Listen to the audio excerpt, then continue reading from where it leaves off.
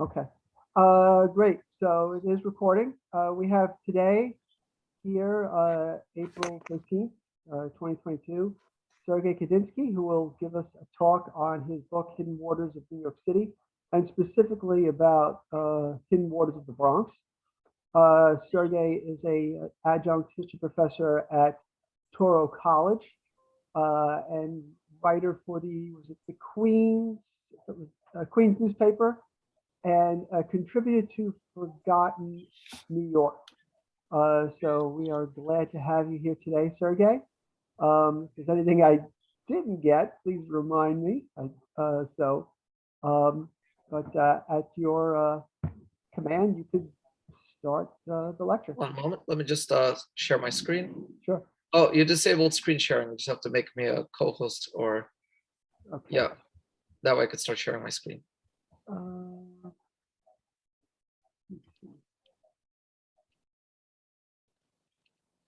Yeah, I was able to do it earlier. Okay. Do that those little dots, Richie, The three dots. Oops. Yep. upper right hand corner. Just bring the mouse over there. Okay. Just mute my video, stop video, choose a filter, virtual background, pin, spotlight for everyone, hide self view, rename. You click on my profile and then you make me co-host. That's how it works. Okay. My profile.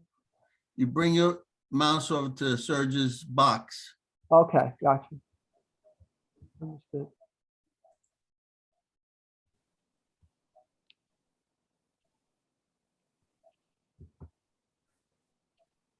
Okay, got it. I see it. Make host. Yes.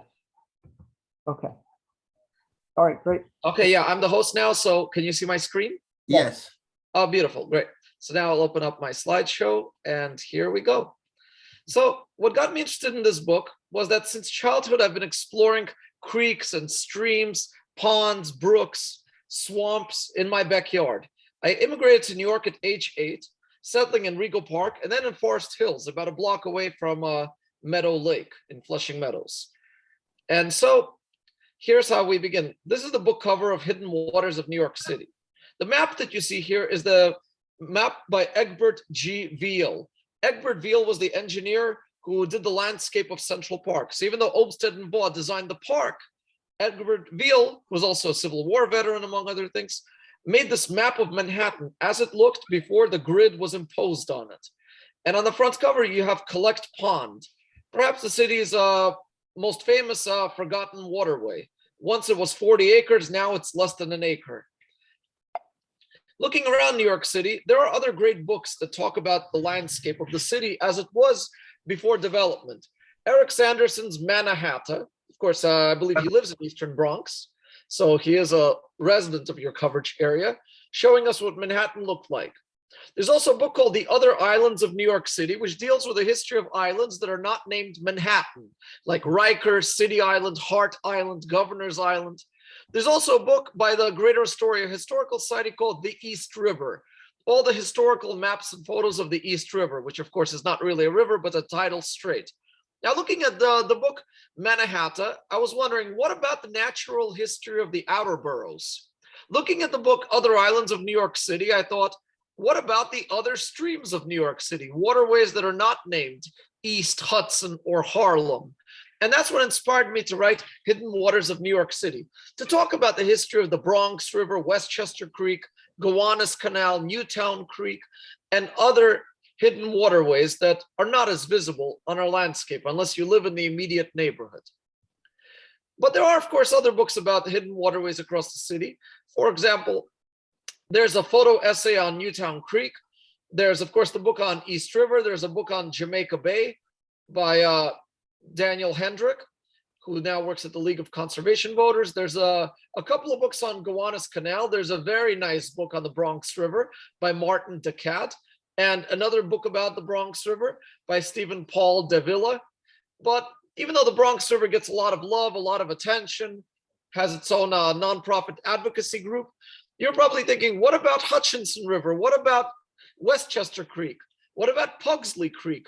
Do they have their own advocacy groups that could vouch for them and bring more public funding and public awareness to them? That's again what Hidden Waters of New York City is about. I think that the time in which we live, there's a movement around the world to daylight hidden streams, waterways that have been forced underground, and now communities are rediscovering the importance of these waterways as a way of connecting with nature. When the water is on the surface, it receives more oxygen. It becomes a habitat for wildlife. One such example, not far from us, is the Neperham River, also known as the Sawmill River, in downtown Yonkers. Down here, we have a photo from the 1950s. This shows the Sawmill River under Larkin Plaza being forced into a culvert. On top of it, you have Vanderdonk Park and Larkin Plaza turned into a parking lot. Then you have a rendering showing the daylighted stream. And today it is daylighted, as it has been for the past decade, becoming a new centerpiece for the downtown of Yonkers. So bringing back what's natural. These are some photos showing the daylighted Sawmill River, where there used to be a parking lot. This is Collect Pond from Eric Sanderson's book. This watering hole for the wildlife, a source of water for the native Lenape people of downtown Manhattan. In the early Dutch days, a source of fresh water. But then as New Amsterdam became New York and the city developed further, Collect Pond became a dumping ground surrounded by tanneries. The water became polluted. And then by the early 1800s, around 1806, Collect Pond was filled in. And the neighborhood on top of it was called Paradise Square, because that's what real estate does. You know, Greenland doesn't have anything green. Well, Paradise Square was not a paradise. The poor soil conditions and the ground was sinking in. It became the 5 Point slum. Much later, towards the end of the 19th century, the old Tombs prison on top of the pond was demolished. It became a parking lot, then became a sitting area. 1980s, Parks Commissioner Henry Stern had it renamed Collect Pond Park. And then after 9/11, Lower Manhattan Development Corporation, using federal funding given to revitalize downtown, gave us this reflecting pond in Collect Pond Park that brings us back the memory and the name of a natural waterway that once provided sustenance to the natives, to the Dutch, and the early English colonists. So that's what we have today. A good place to rest if you ever have to serve on a jury here in downtown Manhattan. Now we get into the streams of Eastern Bronx. The largest watershed within Eastern Bronx, not covering the Bronx River, because that river also is half West Bronx, half East Bronx, and it originates in Westchester, I would say is Westchester Creek. You can see here a watershed map that also includes Pugsley Creek and the former Baxter Creek that is now the Ferry Point Golf Course, extending way north of Pelham Parkway towards Edenwald and on the border of Williamsbridge. The area includes also the Metro Hutch Complex, the Albert Einstein School of Medicine, the subway rail yards near Westchester Avenue, going down towards where it widens into the East River. Here we have the 1890 Julius Bean Atlas, which is based on the 1890 USGS survey of the topography. To me, the Julius Bean Atlas of 1891 is the same purpose as the Veal map of Manhattan. It shows us what Eastern Bronx looked like before urbanization, when the areas east of Westchester Creek still belonged to the town of Pelham until 1895. And that's why you have a place called Westchester Square, Pelham Bay, all these names that remind us of places in Westchester County, like Eastchester, for example. And of course, Westchester County also has a village called Bronxville, which is nowhere near the Bronx, but has a similar history to it. All these streams carved out by the glaciers of the last ice age. The valleys eventually were filled in with soil and the runoff from the glaciers, leaving us only the wetlands. We think of these wetlands, this is what land would look like with rising sea levels. But in reality, the wetlands were filled in the past century, but nature has a habit of taking back what belongs to her.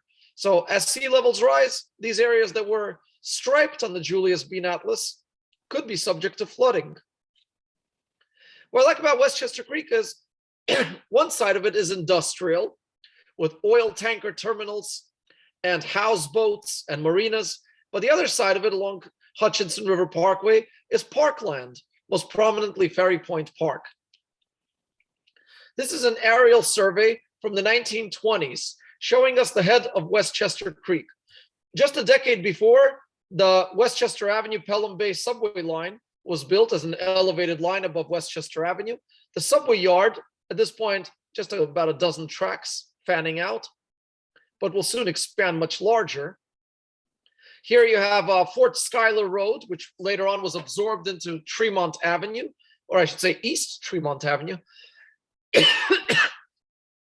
And towards the bottom, an area that used to be called Town Dock, back when this was the village of Westchester, what today we call the neighborhood of Westchester Square, which young people are wondering, nowhere near Westchester, why does it have that name? Because until the 1870s, all of the Bronx was part of Westchester County. Then 1872, West Bronx became part of New York City. And then by 1895, East Bronx also became part of New York City. Sergey, what? That's why you have a neighborhood of Westchester Square. Sergey, Yes. I don't mean to interrupt. If there's some people in the waiting room, would you be able to let them in? Oh, how do I get apologize. them in? Let me just- see. just- Oh, right here, yeah. view. Sorry, let me get Yes, them in. thank you. Sorry Oh about yeah, that. admit. Oh yeah, sorry about that. Yeah, as soon as I start talking, Okay, didn't thank notice. you. Okay, I got everyone in. Yeah, sorry about not being able to get to the waiting room sooner. Oh, there's more people. Wow. Okay. Wow, this meeting has more people than I thought. Yeah. Amazing. Didn't Thank you expect so that. much. Oh, one moment. It looks like I have more numbers to let in. Okay, I think I have everybody now. Okay, Excellent. yeah, so this is a 1924 aerial survey of Westchester Square. What you don't see on the map is Hutchinson River Parkway, which runs along the stream. So even though it's named after Hutchinson River, the southern end of that highway runs along Westchester Creek. Now an aerial view that's contemporary. At the head of the creek, you have a baseball field, you have a high school football field, the Lehman High School cantilevered over the highway, and the head of the creek, which begins much further inland, where you have the Metro Hutch complex, is totally filled in today. One of the things I never was able to understand is the namesake of the baseball field. Perhaps East Bronx Historical Site could fill me in on this, because a few years ago, I used to do historical science for parks, and the baseball field here, the Little League, I was never able to ascertain it. As I heard earlier, you spoke about street renamings and co-namings. It's one thing about city politics that kind of bothers me. Streets are co-named, but there's no historical sign telling us who that person was. So unless you're from a local civic association or you're related to the person, most people tend to forget. So with Anne Hutchinson, of course, she's more famous. You could find her online, but other highways, people might not know that Bruckner Expressway was named after a former borough president, not the classical composer. Anyway, getting back to Waterways. Another aerial survey I found of Westchester Creek is from roughly 1954 from New York City Parks Annual Report. At that time, Robert Moses was the Parks Commissioner, but he was also the city's highway coordinator. Building playgrounds next to highways means highway funding going to parks. Building highways going through parks means parks funding going to highways. So that's why they called him the power broker. But towards right near the beginning, you have an area that used to be Town Dock. That before there were highways, before there were elevated subway lines, even before there were roads connecting towns, the villages along Westchester Creek, Hutchinson River, and many other waterways of Eastern Bronx were connected by these waterways. And that was the purpose of Town Dock. It's also why you have a street along the banks of Westchester Creek called Commercial Street. In many cities around the country, there are port cities. You have a commercial street, a dock street, but the Bronx Commercial Street today isn't as big as it used to be, even though there are still industries and oil terminals that use the river. So why was Hutchinson River Parkway built along this stream? Because let's remember, Robert Moses demolished thousands of homes to build things like the Cross Bronx Expressway, the Bruckner Expressway, Major Deegan, but it was really more cost effective to choose the path of least resistance. And least resistance means running highways through parks, running highways along waterways, and in the case of Jackie Robinson Parkway, running a park through a cemetery because dead people can't protest. So in this case, Hutchinson River Parkway was built as a connection between Westchester County and Whitestone Bridge, and the Westchester Creek was relocated a few feet to the west. Please mute if you can. Please mute if you can, because I cannot mute everybody. It's a very big meeting. So this was the original creek, and the new creek was sited just a few feet next to the parkway. St. Raymond Cemetery here being preserved, What you don't see here is the outdoor movie theater that later became a multiplex that was later demolished for a warehouse. Down here, you have a large Catholic orphanage that was bisected by the highway, but it's still there today, looking like this red castle next to the highway. Another thing that I always pass by and wondered, is there more to its history? Looking other pictures of what used to be town dock in the head of the creek. This is an old photo around the first decade of the 20th century showing East Tremont Avenue crossing Westchester Creek. Today, this scene would be unrecognizable because behind it would be the Little League field and the subway yard. In front of it would be the Lehman High School football field. This is a view of the subway yard from the 6th train. All of this used to be a wetland, but wetlands are easy to fill in and have a nice flat terrain for the trains. But you'd wonder, with a 100-year storm, could this entire subway yard flood over? Further north, you have the Metro Hutch complex, what used to be a Bronx State Hospital, a psychiatric hospital. And before that, it was the Morris Park Race Course up until around 1904 when it was moved to Belmont in Elmont, Long Island. But here there used to be a race course, and you can see even the outline of one of the roads in the state hospital has this oval shape, hinting at what used to be. Today, this is I point one arrow at the head of the stream, but also when you drive along the Hutchinson River Parkway, there are vernal pools. These are seasonal ponds, a breeding ground for salamanders and lizards and snails and other wildlife that is underground during the dry times and comes out of the ground when it's wet. It's another way of showing that nature reclaims what used to be heard, that the original headwaters of Westchester Creek reappear in the winter and spring season along the Hutchinson River Parkway. Now we get to the next stream that connects to Westchester Creek, and that's Pugsley Creek. Pugsley Creek was named after a colonial landowning family because Eastern Bronx was full of large land holdings and manors and estates into the mid-19th century. On the left, you see the 1924 aerial from the city's website. Then you have the 1954 aerial, and then you have one from 1996. It shows us why the Soundview neighborhood developed relatively late, because the Soundview neighborhood had a lot of wetland. And even today on the map, you can see hints of those wetlands on the Soundview public houses. That in this case, a lot of public housing was built on demolished neighborhood, what we call urban renewal. But in other cases, public housing was built on land that was never developed before. In this case, wetlands that were filled in. Where did the earth come from? Subway tunnels, highway trenches like the Cross Bronx. And all that extra soil was dumped onto the headwaters of Pugsley Creek to expand the Soundview neighborhood. But again, as I point out, even today, you can see large superblocks there. Also, you have Soundview Avenue running diagonally through the street grid. Soundview Avenue is older than all of them, running to the point of Clawson Point, which some people might mispronounce as Classen, but I read it and Forgotten New York agrees with me that this was Clawson. But again, you're the local experts. Correct me if I'm wrong. I do believe it's Clawson, but we can have a whole discussion on that. So Clawson Point, which used to have an amusement park, which then had a private cabanas and swimming pool at the tip, and now is a housing development there as well. And in the middle, you have another one, Castle Point, which also had a swimming club, is today a public park, and then Ferry Point, which had a ferry to Queens. What makes this part of the East River interesting is that unlike the Manhattan side of the East River, which is a straight line shoreline, the Bronx side also has all these nooks and crannies, all these coves and points, each with its own unique history. Some of them serving as life beacons, some of them being ferry terminals, and some of them just having a good view out into the East River. Today from Pugsley Creek, only the wider part of Pugsley Creek that's entirely at sea level that drains into the East River is today a public park with a small walkway. At Castle Point, there's an informative sign telling us about the natural history. My favorite parks are the parks that have historical signs because it provides an opportunity to learn about the parks. Next, we get to is Ferry Point and Baxter Creek. Baxter Creek, also named after a landowning colonial family that again owned land into the mid-19th century. And Baxter Creek was once a very large indentation in the East River shoreline. Change came from the 1930s into the 1970s when this was used as a landfill. That throughout the city, you've had landfills that expanded the city's shoreline.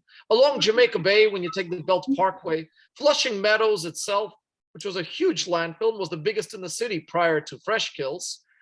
Then you have at the banks of Hutchinson River, another one which we'll get to later, and then here. So you can see this is a photo from the 1950s showing the Baxter Creek Inlet being filled in to make way for Ferry Point Park. Under Robert Moses's plan, Ferry Point Park was intended to be a public beach. This is from the 1954 New York City Parks Annual Report. Here you have Throgs Neck houses spelled with 2 G's, 1 G or 2 G. We'll get to that later.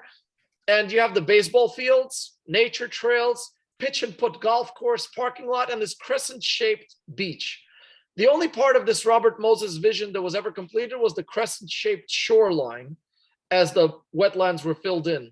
But the shoreline is riprap, meaning rocks, to prevent flooding and the reclaiming of the land by the water.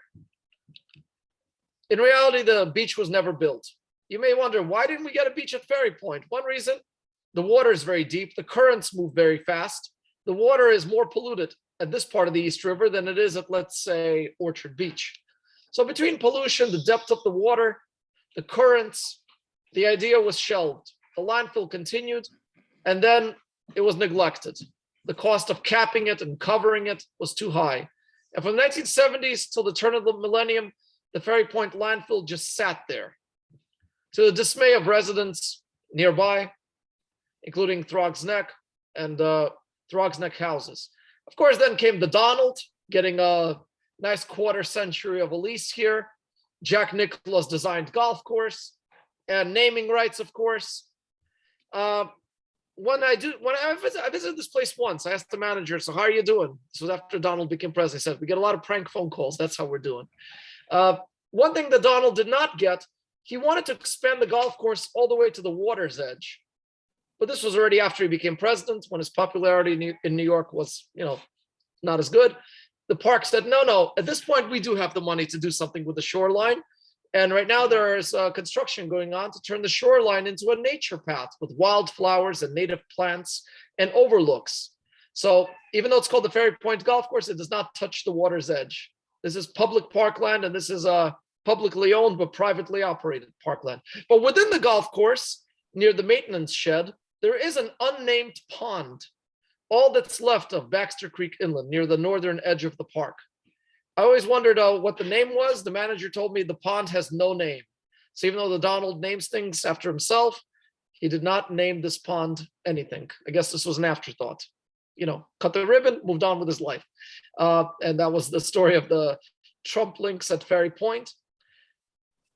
And next to it, the public side of the park, which only received a comfort station about 5-6 years ago. So very long delayed considering the size of the park that didn't have a bathroom until recently, but now it does. And there are plans to put a ferry dock here as well, as NYC Ferry keeps on expanding eastward. So this is, again, from the park's report. By the way, along with the proposed beach at Ferry Point, there was also a proposed beach at Little Bay in Queens, right next to Fort Totten, next to Throgs Neck Bridge, which is why Little Bay also has a curvy crescent-shaped shoreline that looks identical to the crescent shoreline of Orchard Beach, the only public beach in the Bronx. From here, we go on to the next one, which is Hammond's Creek, located near Locust Point and Throgs Neck. Hammond's Creek was also a tidal inlet that's called a creek and gradually became developed. And you can see here at Locust Point, the end of Tremont Avenue, and what was a ferry dock. Today, that's the landing for the Throgs Neck Bridge, completed in 1961. Here you can see another map from 1872, showing us a Weir Creek, Hammond's Creek, Baxter Creek, all these indentations. And at the heads of the creek, usually which was where the sea level portion ended and where it became a natural stream, that's usually where you had the docks. So village of Westchester here. And a marina alongside, it's owned by the city, privately operated. That's what we have here, and this is another view of Hammond's Creek. But Hammond's Creek, even though today it looks like a natural waterway, it's nicely preserved inside public parkland, that's again, privately operated marina. There was so much to New York City history. When we talk about everything that was built or that was lost, there's also an entire history of an unbuilt city, things that were proposed but never built. Looking here is a map from the 1970s showing, actually this is before, this is from the 1950s, sorry, before Throgs Neck Bridge was built. you see a street grid running right on top of the creek, meaning that this creek was an afterthought. If the city's plans had been realized, the grid would have stretched across the entire borough. There wouldn't have been a Hammond Cove. Likewise, in this map, from after the Throgs Neck Bridge was built, so sometime 1960s, 1970s, the beach is no longer on the drawing board, but Hammond's Creek is entirely erased here. Thankfully, it was preserved. And over here, there's actually a private beach on Hammond Creek, operated by a civic association. Now, does the city have any regulation over it? It does. If the city finds the water is too polluted, it'll prohibit swimming. So the city tests the waters, but the beach itself is privately operated. So it looks like a small New England village here. And we're not even talking about City Island. This is Hammond's Creek. Now, there are proposals for Hammond's Creek, because after the Hurricane Sandy and Hurricane Ida and Hurricane Irene, all these women named hurricanes over the past decade, there are resiliency plans to elevate the land along the creek so that if there's a storm surge, the elevated berms along the creek will absorb the storm surge to prevent the neighborhood from getting flooded. Or if the neighborhood does get flooded, at least it won't be hit by a wave. And on top of that berm would be a nature trail, private marina being preserved, the private beach on the other side being preserved. But this is what the city is planning for Hammond's Creek, a park.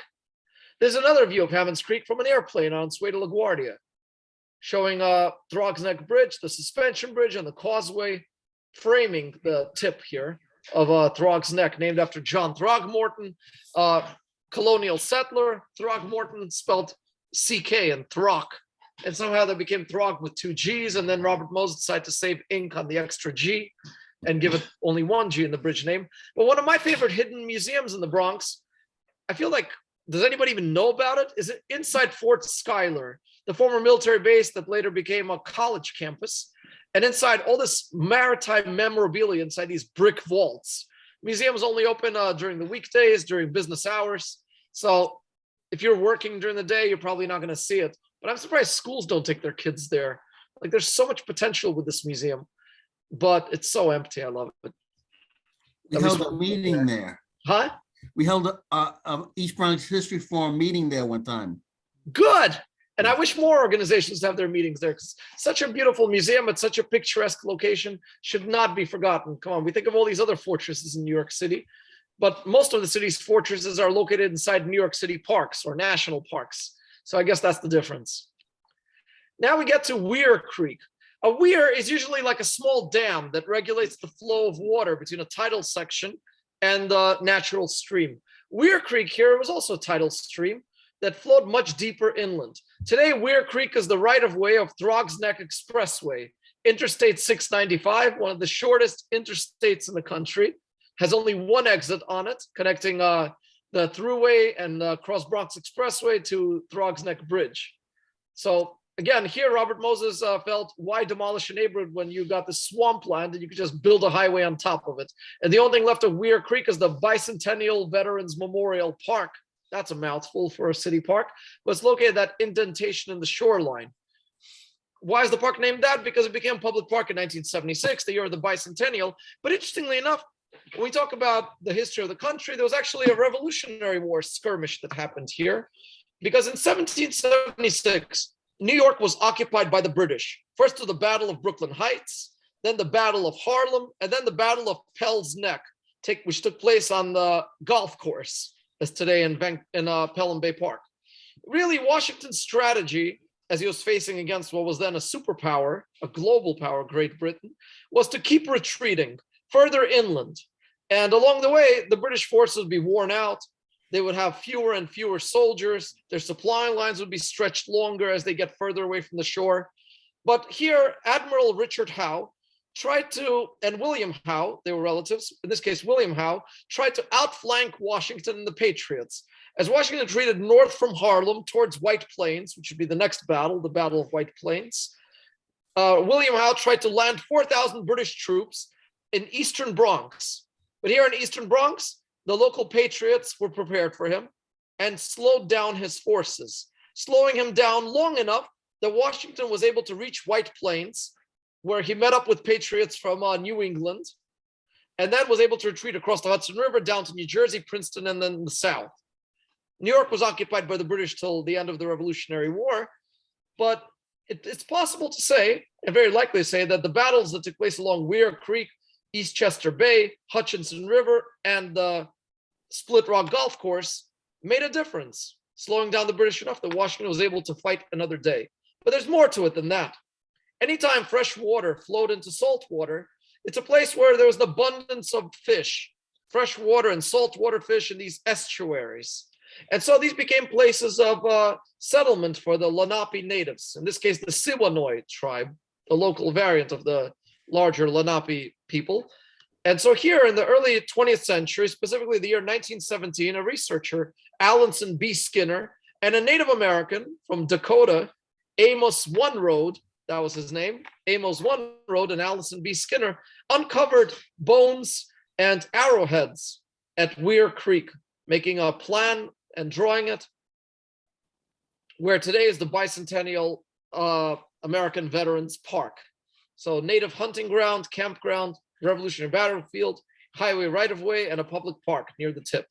Here you have a lot of private neighborhoods, gated communities that remind me a little bit of Breezy Point or Atlantic Beach, but this is the Bronx's version of those communities, meaning private streets, gates, but a functioning neighborhood otherwise in these eastern tip of the neighborhood.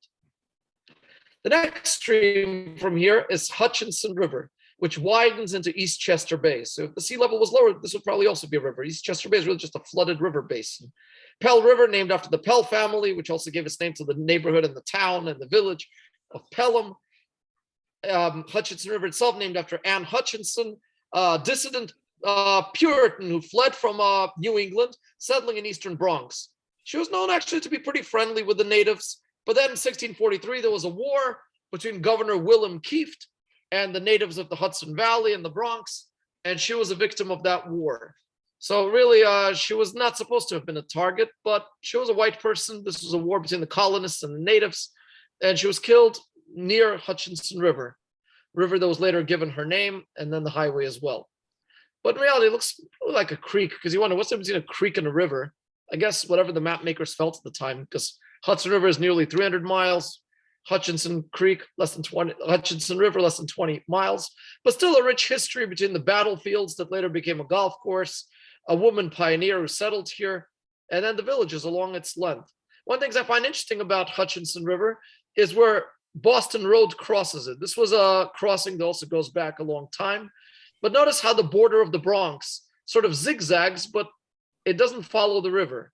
Political boundaries established in 1895, when New York City annexed lower parts of the town of Pelham, the political boundary followed the river. Even though the course changed, the political line remains the same. You have a similar situation like that in Wakefield on the border of Mount Vernon. There's also a zigzagging boundary line that does not exactly follow the Bronx River. So we have that here. Boston Road itself, a colonial road that used to run from the southern tip of the Bronx all along the eastern seaboard towards Boston. Later on, Boston Road was given the designation US 1, part of that long road that goes from Maine to Florida. But US 1 later became an afterthought, as most of its traffic was taken by Interstate 95 that runs parallel through all the former colonies. In the middle of the river, you have islands that appear in the other islands of New York City that had their own stories of settlers who lived there all the way into the late 19th century. Today, these islands are parkland in the middle of the stream, serving as bird sanctuary islands. Even today, you look at places like Harlem Mere in Central Park, or Casina Lake in Queens, Bound Pond in Flushing. New York City Parks likes these small islands because that's where wildlife can flourish without human interference.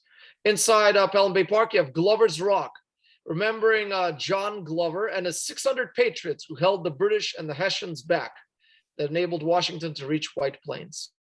Today, you can still hear gunshots near Glover's Rock, but that's because of Rodman's Neck. Rodman's Neck, named after another colonial family that later became part of the park.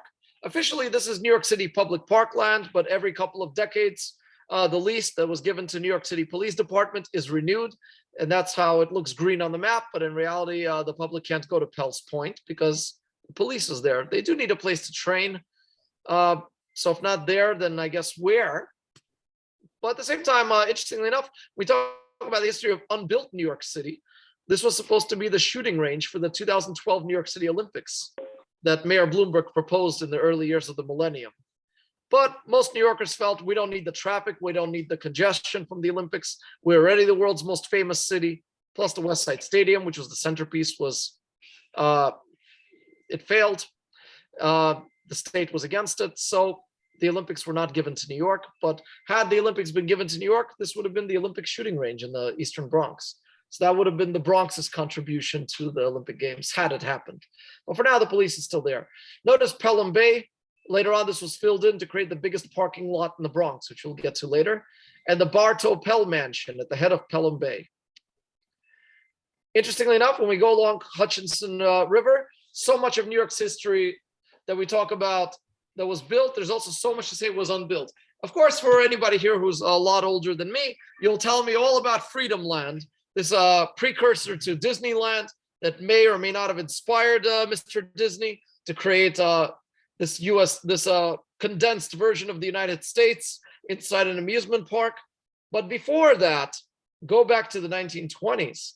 In the 1920s, there was a proposal to create Curtis Airport, named after airline pioneer Glenn Curtis, who also had a small airport in North Beach, Queens, that became LaGuardia. He had an airport in Valley Stream that became the Green Acres Mall. He had an airport in Staten Island that became the Staten Island Mall. Do you see a theme here? Shopping malls on airport land, because that's flat.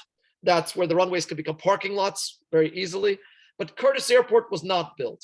Even though at the time, the political leadership in the Bronx supported it, the political leadership in Mount Vernon and Pelham opposed it.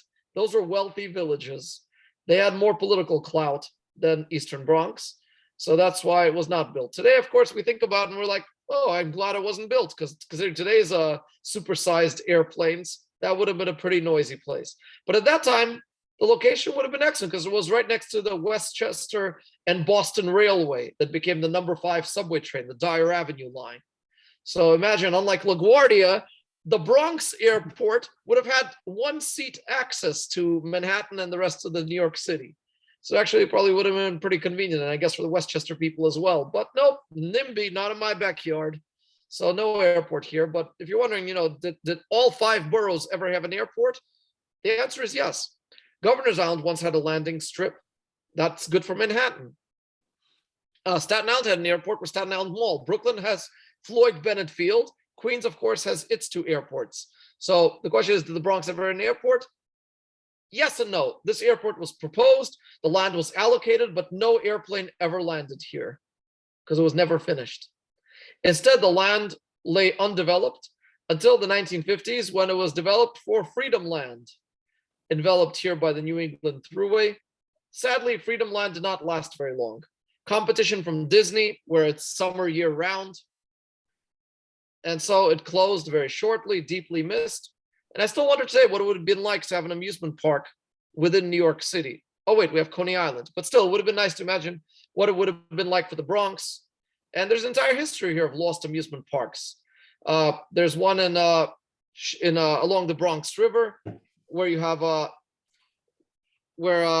near Shoelace Park, sorry, to the south of 180th Starlight Street. Park. Yeah, that one. Sorry, I forgot the name. And then Classen Point used to have one a century ago. And there are many others, but the last amusement park in the Bronx was here at Freedom Land. Later on, that became Co-op City, the world's largest apartment development. I'm not sure if they still have the record for that. I'm sure either Dubai or China has us beat on that, but still the largest in the United States, these mega towers. Coming from Eastern Europe, I look at Co-op City, I'm like, wow, this looks a lot like, socialist or Soviet type developments, mega blocks. But that was the style of Le Corbusier, the Swiss-French architect who had this concept called Tower in the Park. But in Manhattan, Jane Jacobs opposed these things, feeling they were not of human scale and they were alienating. They were like vertical cities, except everything was on ground level that you needed, except for your apartment. Co-op City largely emptied out much of South Bronx and Western Bronx. It was supposed to be a middle-class work community built by labor unions to stem the tide of white flight. But in reality, Co-op City became what we call a NORC, naturally occurring retirement community, as working families became senior citizens, and younger people did not want to live here because they would rather live in a house or an apartment that's more of a human scale. So today it's a very largely, I would say, older community, and the promised subway extension here still hasn't happened. So it's isolated, but to me, Co-op City represents the city's border, because it seems ironic that whenever you're on the edge of the city, you see tall towers. Starrett City at the edge of Brooklyn. You have the towers on Beach 9th Street in Far Rockaway that's at the edge of the city. You have the North Shore Towers, where Grand Central Parkway becomes Northern State Parkway in Queens. So as you can see, Co-op City then seems to be like a place for traffic reporters to say, oh, here's where Westchester ends and where New York City begins, with these towers being the visual landmark. When you travel on the Hutchinson River, you'll see on one side, you have the nature of the wetlands of Pelham Bay Park. On the other side, the towers.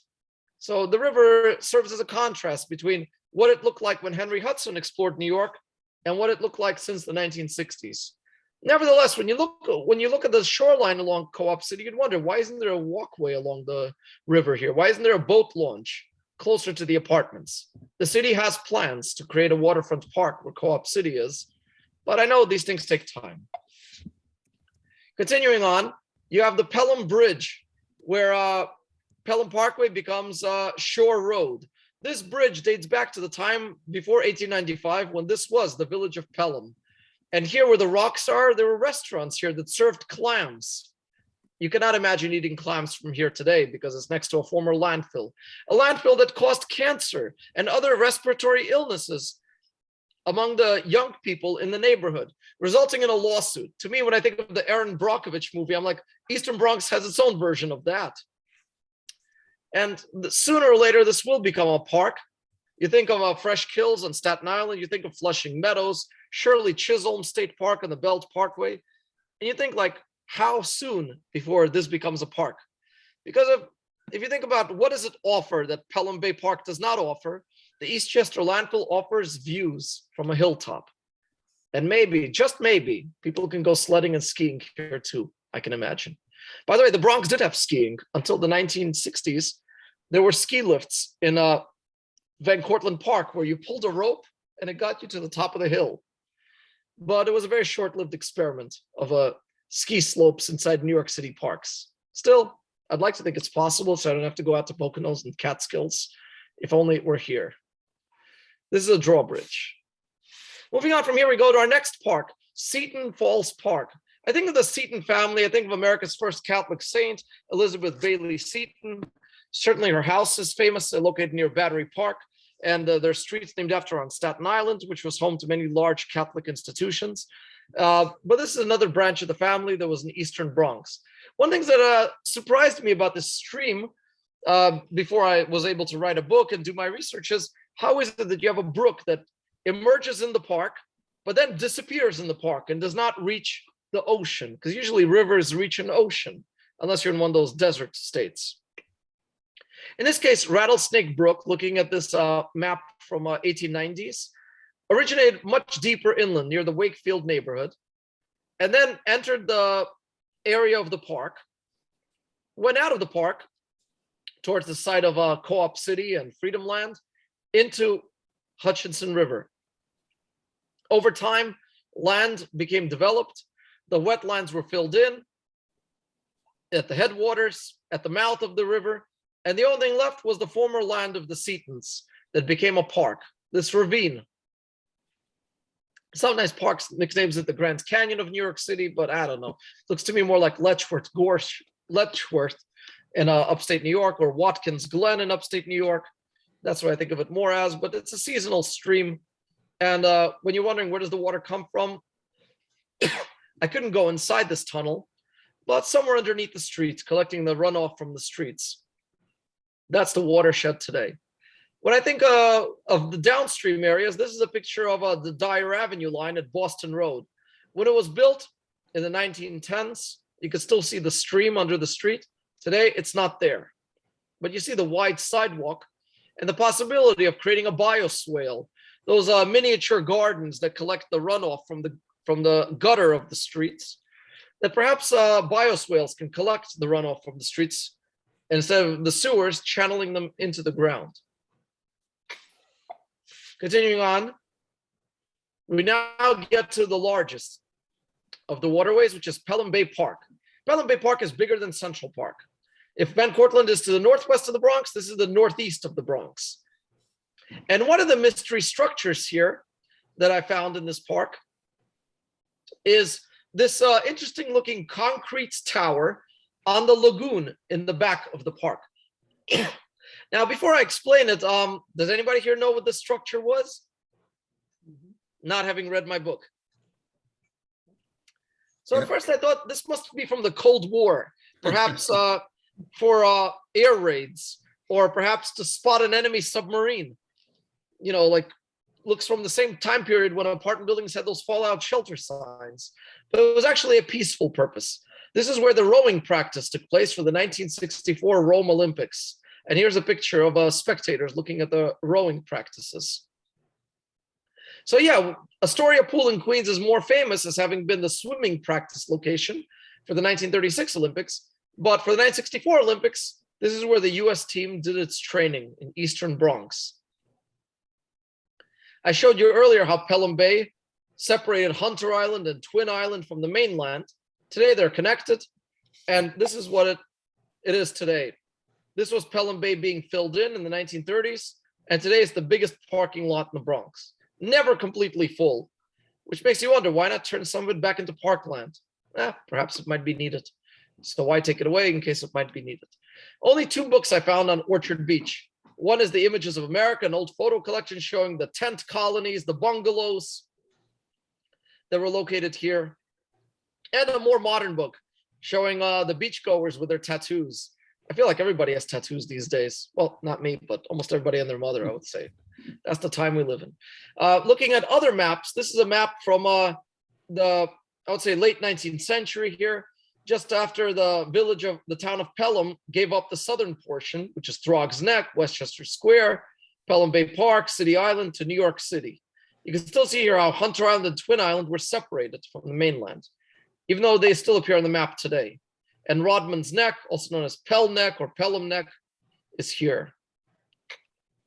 What I like about the park today is, again, you could walk on Hunter Island and Twin Island. There are hilltops, rocky shorelines. Does not look like the rest of New York City. The beach here, the sand was brought here from the ocean by barge. So again, Robert Moses redesigning the landscape in Pelham Bay. Continuing on, when you go inside Pelham Bay, there are other waterways, the lagoon, and between the lagoon and Eastchester Bay is Turtle Cove. What looks like a pond or a lake is actually connected to the rest of the waterway by a weir right here on the southern side, City Island Road. In the middle of Turtle Cove, you have this embankment that's a nature trail today. Looking at older maps of the park, this is where there was a monorail running from Bartow Station, that's abandoned, to City Island. This monorail lasted only a couple of years. It was a very unique monorail because it hung from a rail above, so it was a hanging train, not a train that was sitting on a rail, but it was prone to accidents. It was very unsafe, and that's why it was discontinued. The only thing left from that monorail is this embankment. So again, if you know where to look, you might find hints of the past. The lagoon here, this was a proposal that did not become reality, again, because so much of New York City is the unbuilt history. In this case, you see here the lagoon separating the beach part of the park from the golf part of the park. The park itself is so interesting because you have this mainland area, Huntington Woods, the Rice Stadium, golf course, Bartow Mansion, then you have the nature trails of Hunter and Twin Island, Rodman Neck, Orchard Beach, like a park with many components, like this green city unto itself. And that brings the end to the lecture on the streams of Eastern Bronx. At this point, if you have any questions or anything you want to share about these waterways, let me know, and I'll do my best to answer for it. Well, Serge, I just want to say it was very, very informative for people who know quite a bit about these streams. It was enjoyable and informative, 100%. I really loved it. I'm a real big fan of Rattlesnake Creek. I believe a lot of that creek has been piped through. I actually my house was on DeReamer Avenue, which the stream ran behind us. And then it must be in some kind of culvert. And eventually, of course, it empties into the hutch from a culvert. But it was daylighted when the park was built. And I believe most of it, the actual real water is in a culvert underneath it. And this is some of it that used to empty out. Now it's just, like you say, the runoff goes into this part and the rest flows into the hutch. Doesn't surprise me at all, because when you look at Collect Pond in downtown Manhattan, that is not a natural pond. That's really city's water supply being used for a reflecting pool. Another example are the lakes of Central Park, one of them being the lake near the Ramble. That used to be a Sawkill, a stream that originated in Central Park and went through the Upper East Side into the East River. The headwaters of Sawkill were covered up. The mouth of the creek was covered up for the Upper East Side neighborhood. And the Central Park portion of the creek receives its water from the water supply, not from any natural springs. Likewise, the pond near the Plaza Hotel, the pond was also Devore's Mill Stream, flowing from Central Park into Turtle Bay through the east side of Midtown. That creek was almost entirely filled, except for the area where the pond is, which was flooded and turned into a pond. So the story of Rattlesnake Creek, being an artificial waterway on the site of a natural waterway, is very similar to the story of Central Park's streams. Sergey? Yeah. Dorothy, my apologies. I had trouble getting the audio at the beginning of your lecture. Did you say anything? I noticed that sources of Westchester Creek was one of your topics, or might have been. It's on my blog, yep. Yeah, so I live online off of Parker Street, and the old maps have it as a very wet area, with Parker Street being Seabury Creek. I don't know if you mentioned any of that. So I actually am not aware of Seabury Creek, but I know that when you have an obscure waterway like Hutchinson River or Westchester Creek or Weir Creek or Hammonds Creek, a lot of these creeks have more than one name. And that made it tough for me. Like, what do I name them in my book? So I use the name that is the current name, but at the same time, you also have what you call tributaries. For example, along with Rattlesnake Creek, there's also a creek called Givens Creek. Today, the only hint of Givens Creek is a small street called Givens Street, and also Givens Creek Woods, a little forest tucked inside Co-op City, like a tiny parkland there. So Seabury Creek is probably like that, a tributary. Because the whole area near Zariga and Westchester Avenue was very swampy. We now have a school on an area that I can remember as a little kid, had all this swamp grass. So Zariga, between, say, Westchester Avenue and the Cross Bronx, was just very wet. And of course, we still have Westchester Creek, but they just, I guess, put a lot of, they built up the whole area when they were putting in the subway lines. But it was very wet around here 100 years or so ago. And, well, it's also why Eastern Bronx developed a lot later than the Western Bronx, because Eastern Bronx has more creeks and more wetland. Eastern Bronx is less hilly than Western Bronx. It's also why it was urbanized a lot later. George, I want to mention one other thing. Is there any other river in the United States named after a woman? I always tell people the Hutchinson is the only one. As far as I know, but I'm sure there might be a small creek somewhere in this country. And if there isn't, I'm sure there will be one renamed, because as you might have noticed in recent years, we've been making up for lost time, renaming parks and playgrounds after women, after members of minority groups, to make sure that they have their place on the map. Yep. But Hutchinson River, what makes it unique is that this was named after a woman, for hundreds of years. So this one is not a recent thing. Sergey? Yeah. I have a question since you mentioned Central Park. I have a bottle here. It's called the Skittle bottle. And it says Carl H. Schultz, Central Park Mineral Springs, patented May 1868, New York City. Do you know anything about that? Sure. On the western side of Central Park, there were a lot of springs. Today, I think there's only one spring that's officially identified. It's near the Lock, near Harlem Mere. But mineral springs today, there is a pavilion called Mineral Springs Pavilion, which is a concession stand, a small restaurant inside the park. Today, we don't have as many springs as we used to because there's more development. People care more about the water quality. There's more pollution. But in fact, there was a mineral springs in Central Park, which is an actual spring back in the 1870s. But remember, back in the 1870s, Upper East and Upper West Side were largely undeveloped. That's why the Dakota apartment was called the Dakota, because it looked like the frontier. It was the first one of its kind there. So when that bottle was made, you actually could drink water in Central Park and survive. Today, I would not recommend it. Oh, Thank you. Eric Sanderson, who lives on City Island, who works at the zoo. He's an ecologist. Has written a lot about Manhattan. When Ida flooded all the houses there, he said many of them are built in rivers, and people forget that because it's been so long since the rivers and the streams were visible, but that in fact there's water flowing all around Manhattan, and certainly it's true in the Bronx. City Island has two rivers, which you've never seen because they've been covered up with landfill for so long.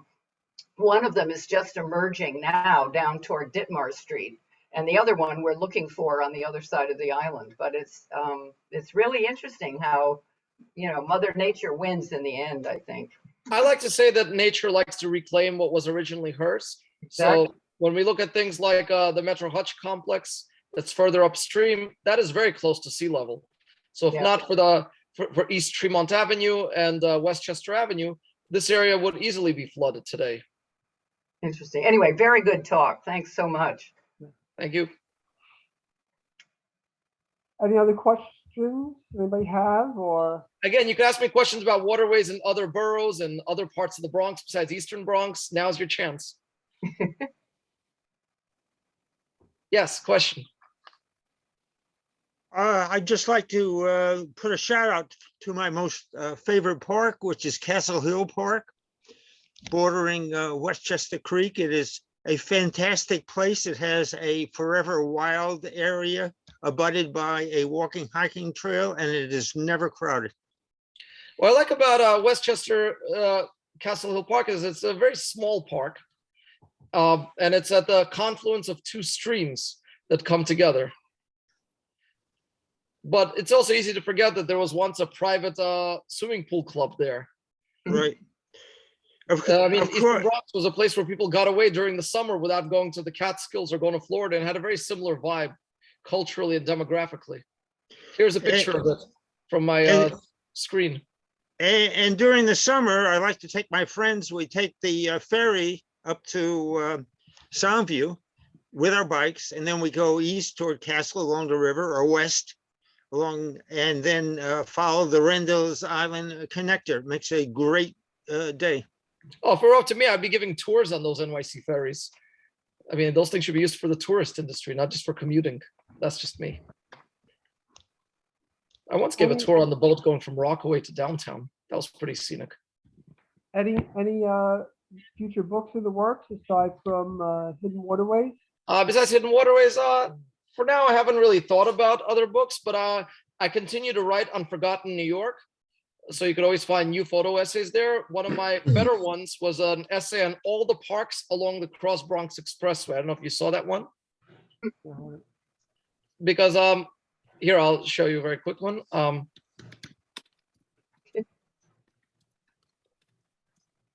This was from Forgotten New York. Let me just see if it's there. 1 second. And the Cross Bronx might get a cap on it and make a park above it. It's been proposed for a long time, but when will it happen? I don't know. Oh, actually, let me here I have it on Forgotten New York. What makes this essay interesting is that it shows that even before we capped the highway, you have all these little triangles, each one with its own name and history.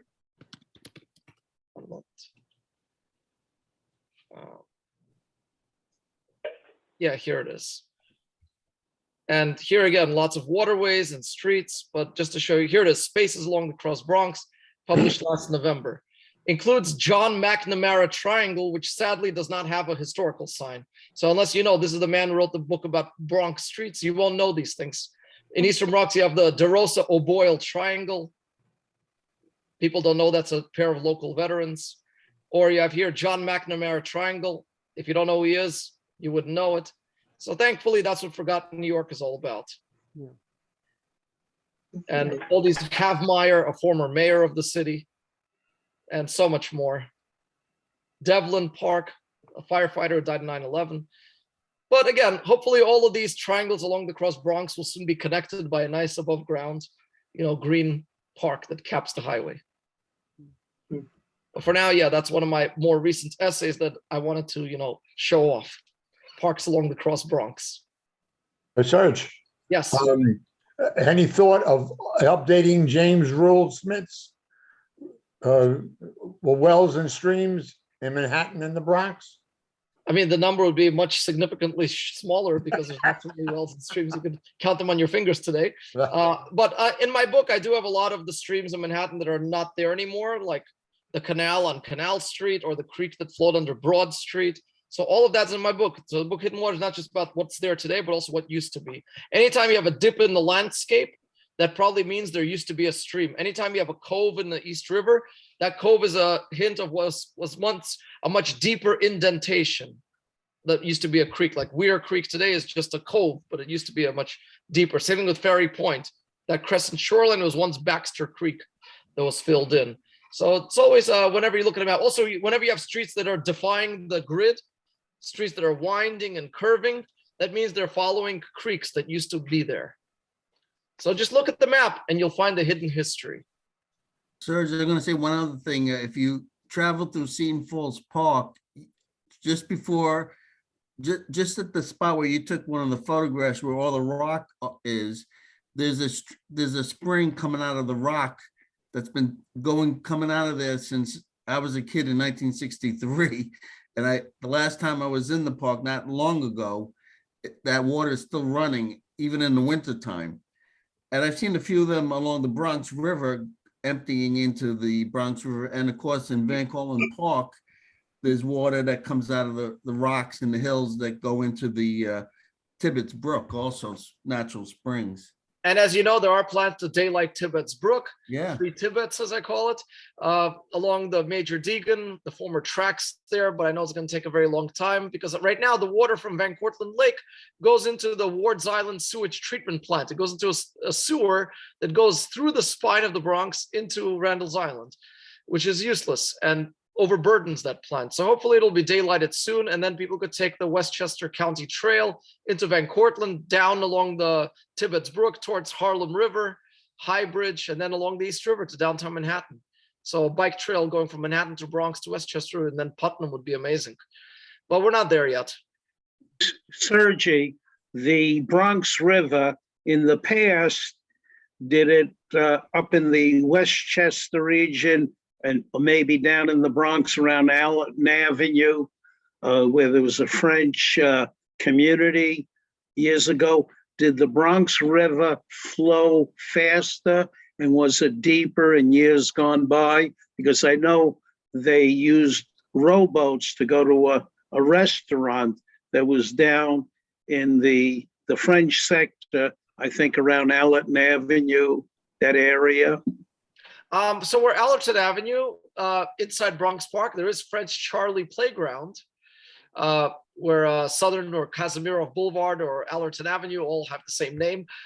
So hints of that, community of the past. But I don't think people ever rode to it unless they did recreationally, because the Bronx River has a current. It becomes tidal only below 180th Street.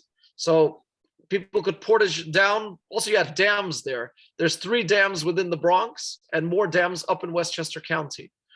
The Bronx River was always shallow. Perhaps it flowed a little bit faster before the dams were built. Before the Kensico Dam was built to make the reservoir.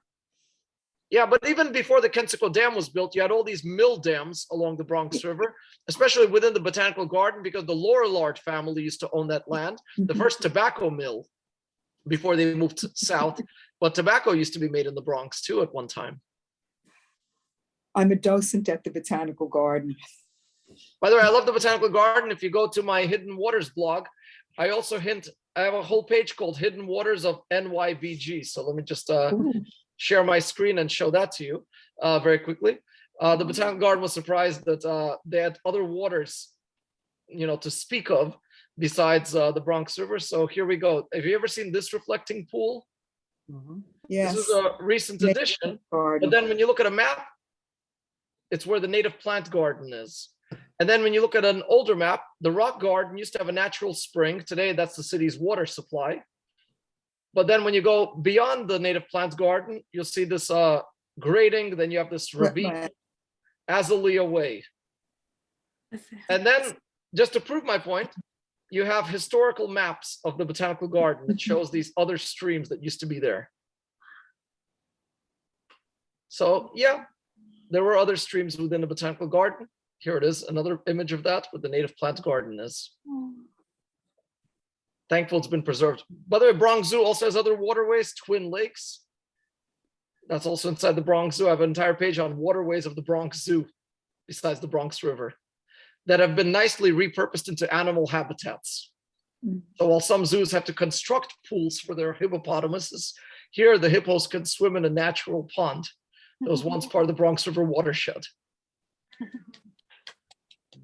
And of course, the Bronx River is the only freshwater river in New York City.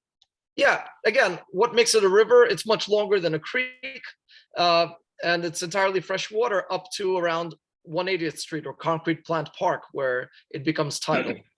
Because most of the streams that I talked about today, in fact, all the streams I talked about today, are today saltwater inlets of the East River. Because Westchester Creek is not really a creek, it's tidal to the East River. Even Hutchinson River, it's on sea level. It becomes an actual stream much deeper into Westchester. So they're really creeks in name only, everything that I talked about today, except for Rattlesnake Brook, which inside the park is above sea level. Thank you so much. I've got to go. No problem. Thank you so much. So again, please keep checking back on the Hidden Waters blog, where I also have examples of waterways in other cities around the world, as well as Forgotten New York. And I also teach art history, Jewish history at Touro College, among other things that I do. Thank you. Thank you so much. Have a good night. Thank you, Sergey. Have a good Passover. Happy Easter to everyone. Yes, good Passover and Easter to you. Thank you.